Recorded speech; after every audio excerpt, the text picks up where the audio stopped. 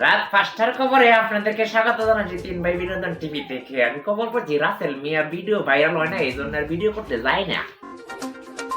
This is the মারামারি। দেখিস না কসুকে দুই দিকের রিপোর্ট করছেন আক্কাস বেগম, ক্যামেরায় আছেন নাসির উদ্দিন মিলন।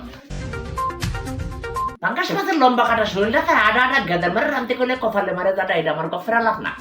অমাবস্যার রাতে সার নিয়ে ডোডো করতেছে, কুস্তায় কেটে বলডি বুকতেছে, বাড়িতে আইসে সুর সুর রেখাতে বাইনে দিলাম দৌড়ানি। সুর যায় উত্তর দিকে, আমি যাই দক্ষিণ দিকে।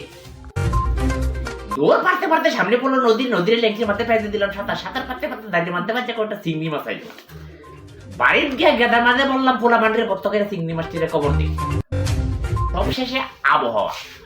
আজ রাত ৩টা পর্যন্ত আবহাওয়ার পূর্বাভাসে বলা হয়েছে সারা দেশে বিদেশে মাটি ফাটিয়ে ঝড় তুফান হইতে পারে, এই সঙ্গে মশা মাসি মারার কোনো সংকেত দেখাতে হবে না। খবর শেষ হলো, পরবর্তী খবর প্রচার হতে হবে রাত 2:30টায়।